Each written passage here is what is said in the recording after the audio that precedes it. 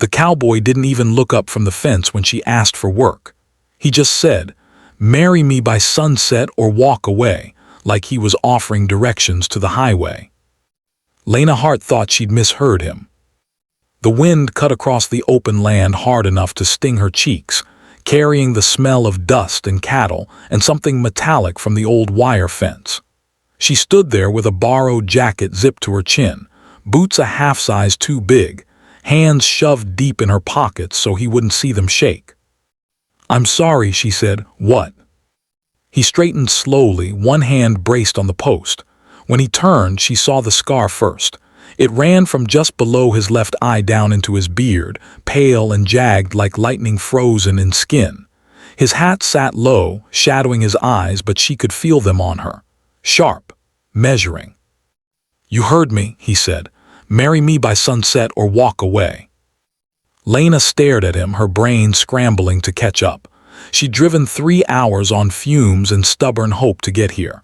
Her car was parked crooked by the gate, everything she owned stuffed into the trunk. She hadn't eaten since yesterday morning. She needed work, badly. And this man, this stranger, was talking about marriage like it was a business transaction. "I asked for a job," she said carefully. "And I answered you." Something about his tone told her he wasn't joking. No smile, no teasing edge, just fact. "You can't be serious," she said. He shrugged, dead serious. She should have laughed, should have told him to go to hell.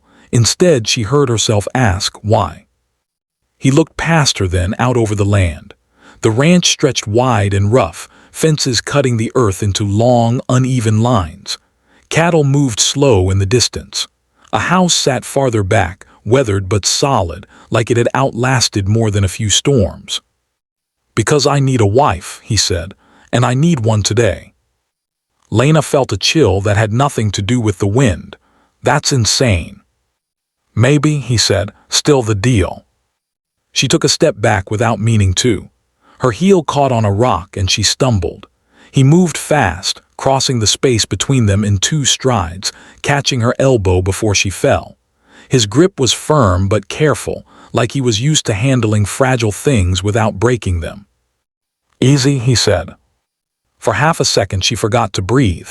His hand was warm through her sleeve, too real. He released her immediately and stepped back. "You okay?" She nodded even though her heart was pounding. "Yeah." They stood there in silence. The wind filled the space between them, rattling the fence. "My name, Caleb Mercer," he said finally. "This is my ranch." "Lena Hart." He nodded once, committing it to memory. "You need work." "Yes." "And you came all this way because—" She hesitated. The truth felt heavier than the lie she could offer. "Because I ran out of options." His mouth tightened slightly, like he understood that better than she wanted him to. "I can pay," he said, "room and board, a stipend, but the marriage part isn't negotiable." She folded her arms. "You expect me to believe you just woke up this morning and decided to marry the first woman who showed up asking for a job?" "No." "Then explain it." He exhaled slowly, eyes still on the land. "I've got 60 days. "Until what?" "Until the bank takes this place." Her stomach dropped. "There's a clause," he continued. "Old family loan, gets restructured if I'm married. They see it as stability, a household. Doesn't matter to them if it's love or convenience." "That's insane," she said again, but softer this time. "Doesn't matter what it is," he said. "It's real. I've tried everything else." Lena looked at the ranch again. The fences, the cattle, the house that looked like it had stories soaked into its walls. "And why me?" she asked. His gaze finally met hers fully then. His eyes were a deep, steady brown, tired but clear. "Because you showed up," he said, "and because you don't look like someone who'd take advantage of this." She barked out a short laugh. "You're joking." "I'm not." She paced a few steps, boots crunching on gravel. Her mind raced. This was ridiculous, dangerous, possibly illegal, definitely desperate. But so was she. "What would this even look like?" she asked. "You expect me to pretend to love you, sleep with you?" He stiffened at that. "No. No. This isn't about that," he said. "We'd be married on paper, live under the same roof, play the part when we have to, that's it. And after the loan's settled, we can divorce." The word hung in the air. "How long?" "A year," he said, "maybe less." A year living with a stranger, pretending to be his wife, on a ranch in the middle of nowhere. Her phone buzzed in her pocket. She didn't need to check it to know it was another ignored call from her sister. Another reminder that she had nowhere else to go. "What's the catch?" she asked quietly. He studied her for a long moment. "You have to mean it enough to convince them." "Meaning?" "Move in, use my name, stand beside me when it matters." "And if I say no?" He tipped his hat back slightly, eyes steady. "Then you walk away, no hard feelings." She swallowed. "Why sunset?" she asked. "Because that's when the notary closes in town." Of course it was. Lena pressed her fingers into her palms. She thought of the apartment she'd lost, the job that disappeared when the company folded, the friend's couch she'd overstayed, the gas light blinking on empty. She thought of pride, of fear, of how badly this could go. Then she thought of how badly everything already had. "Can I see the house?" she asked. He hesitated, then nodded. "Yeah." They walked in silence. The porch creaked under their weight. Inside, the house was simple but clean. Wood floors, a small kitchen, a living room with worn furniture that looked used, not decorative. "This would be your room," he said, opening a door at the end of the hall. "Separate." She stepped inside. The room was plain, but the bed was made. The window looked out over open land. It felt safe, not warm yet, but solid. "What happened to your wife?" she asked before she could stop herself. His jaw tightened. "She died." "I'm sorry." "So am I." They stood there, the weight of unspoken things pressing down. "If I do this," she said slowly, "I won't be treated like a favor." He met her gaze. "You won't be." "I won't be owned." "You won't be." "And if I change my mind?" "Then we talk," he said, "like adults." She searched his face for deception, found none, just urgency and something else, loneliness maybe. The sun was already lowering when they stepped back outside. "How long do I have?" she asked. He checked his watch. 2 hours. Lena looked at the sky, at the land, at the man waiting without pushing. She took a breath that felt like stepping off a cliff. "Okay," she said. His eyes widened just a fraction. "Okay." "I'll do it," she said, "but on my terms." "Name them." "No lies between us," she said, "not even convenient ones." He nodded, agreed.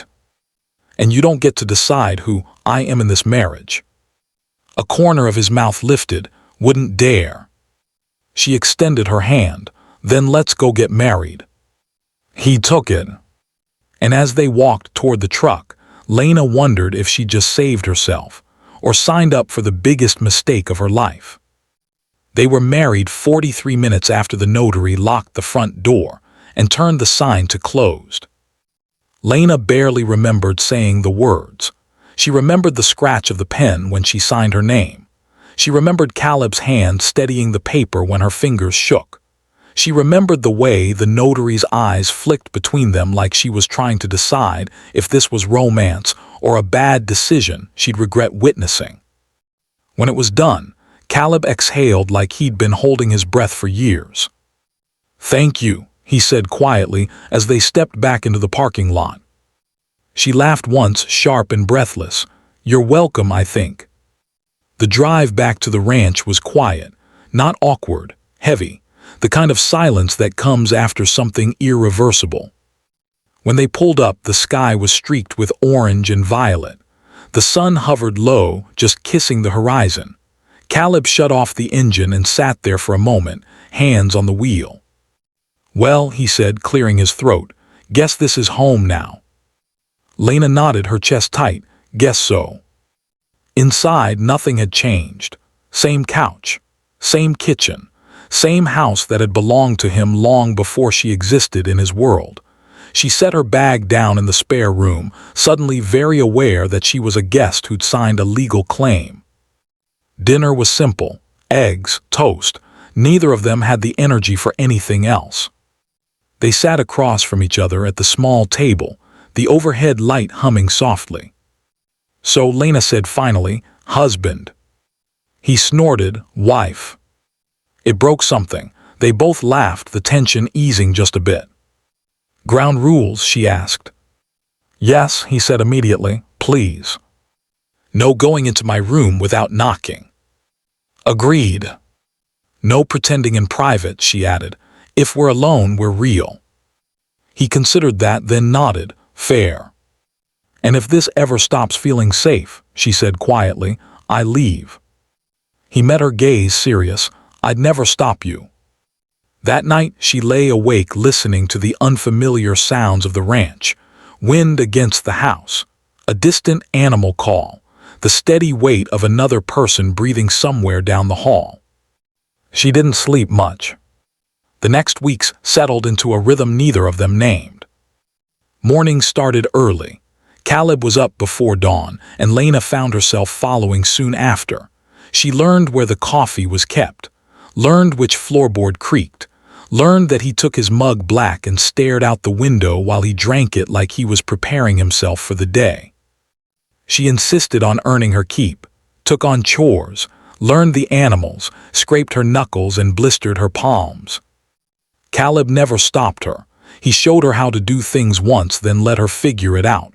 He corrected her gently, never condescending, never impatient. When people started coming around, the pretending began. A banker came first, then a neighbor, then a man from the feed supply company. "This is my wife, Lena," Caleb would say, hands settling at the small of her back. Each time the touch sent a strange jolt through her, not unpleasant, just real. She smiled, she nodded, she played her part. And so did he. At night sometimes they sat on the porch together, not close, just sharing space. "You don't have to stay out here with me," Lena said one evening.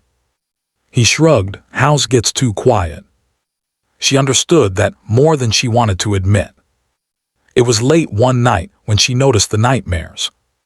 She woke to a sound she didn't recognize at first, a sharp breath, a muttered word. She slipped out of bed and followed it down the hall.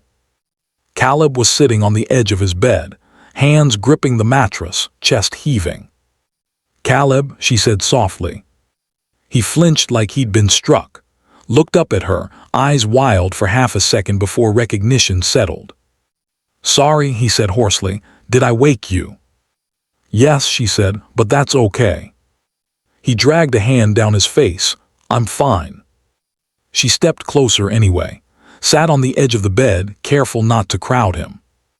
"Want to talk about it?" "No." She nodded, "Okay." They sat in silence. Eventually his breathing slowed. "Thank you," he said quietly. "For what?" "For not pushing." She offered a small smile. "I know what it's like to have things you're not ready to say out loud." After that, the line between pretending and something else blurred. He brought her coffee in the mornings without comment. She started cooking dinners that took more effort. They argued once over something stupid, and the normalcy of it startled them both. The town noticed. They always did. At the grocery store, women smiled too tightly at Lena. Men studied her with curiosity that bordered on suspicion. One afternoon, a woman leaned in close while Caleb was loading the truck. "You're brave," she said softly, "taking on a widower like that." Lena kept her smile steady. "I didn't take him on, I chose him." The words surprised her with how true they felt. The first time they touched for real, it wasn't planned. A storm rolled in fast one night, thunder cracking so close it rattled the windows. Lena jolted awake, heart pounding. She hated storms, always had. She found herself at his door before she could talk herself out of it. "Caleb," she called softly. He opened the door immediately, like he'd been awake. "Storm," she said lamely. "Yeah," he said, "it's bad." They stood there, both knowing what this was and what it was. "Can I sit?" she asked. "Of course." She perched on the edge of his bed. The thunder boomed again, closer this time. Without thinking, she reached for his hand. He froze. Then his fingers curled around hers. They didn't move beyond that, just sat there, hands joined, listening to the storm rage itself out. But when she went back to her room later, her hand still felt warm. Weeks passed. The bank finalized the restructure. The ranch was safe. Relief should have ended it. Instead, something shifted. Caleb grew quieter, more distant. Like the closer they came to stability, the more he pulled away. One night, Lena finally said it. "You're shutting me out." He stared at the sink, jaw tight. This was always the deal. "I know," she said, "but things changed." "For you," he said. The word stung. "For you too," she said softly. He turned then, anger and fear flashing across his face. "This was supposed to be simple," he said, "temporary. And now I don't know how to untangle it without losing something," he admitted. Her chest ached, "Me or the ranch?" He didn't answer. That was answer enough. She slept badly that night. The next morning, she packed a bag. Caleb watched from the doorway, silent. "I meant what I said," she told him. Voice steady despite the ache. "If this stops feeling safe, I leave." He nodded once, "I know." She paused at the door. "I didn't come here for convenience." "I know," he said again, quieter this time. She left. The ranch disappeared in her rearview mirror, but the space beside her felt unbearably empty. Lena drove until the road stopped looking familiar, then kept going anyway. She didn't know where she was headed, just knew she couldn't stay.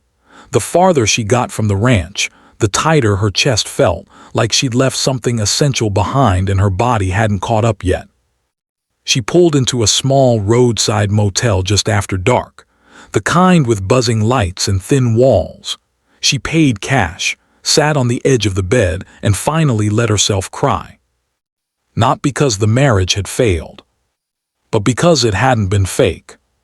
She stayed 2 days, long enough for the adrenaline to fade and the reality to settle in, long enough to admit the truth she'd been avoiding.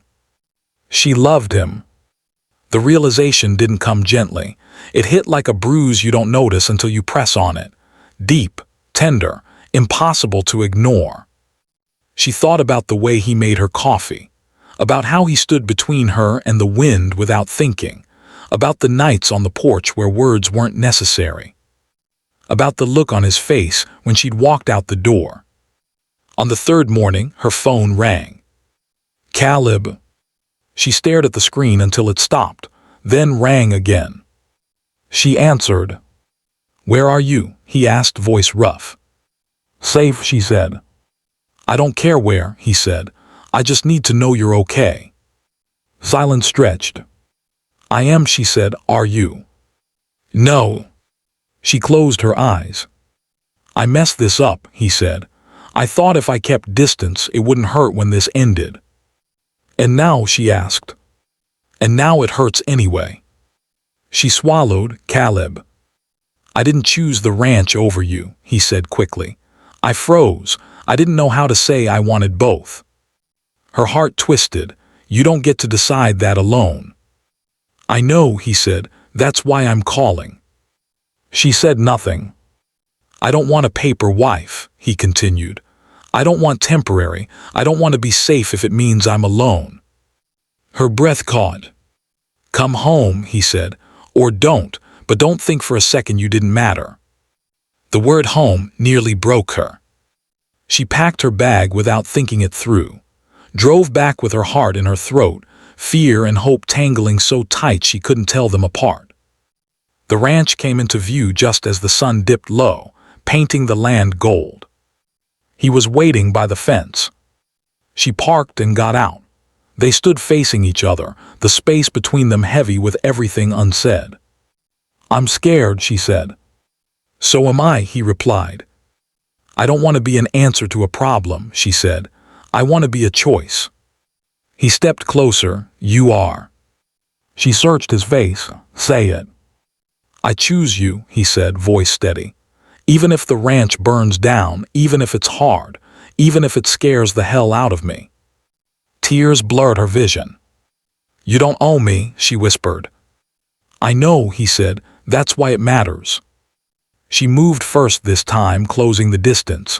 When he kissed her, it wasn't careful, it wasn't restrained, it was honest. Later, they sat on the porch as the stars came out. "What happens now?" she asked. "We try," he said, "for real." "And the marriage?" He smiled faintly. "This time we mean it." The ranch didn't magically fix them. They argued, they learned, they apologized. But the pretending was gone. One evening months later, Lena stood in the kitchen, watching Caleb move around the space like it finally belonged to both of them. "Funny thing," she said. "What?" "You asked me to marry you by sunset." He looked at her. "Yeah." She smiled. "Turns out I would have stayed even without the deal." He crossed the room, kissed her forehead. "Me too." Outside, the land stretched wide and steady. And this time, neither of them was standing alone.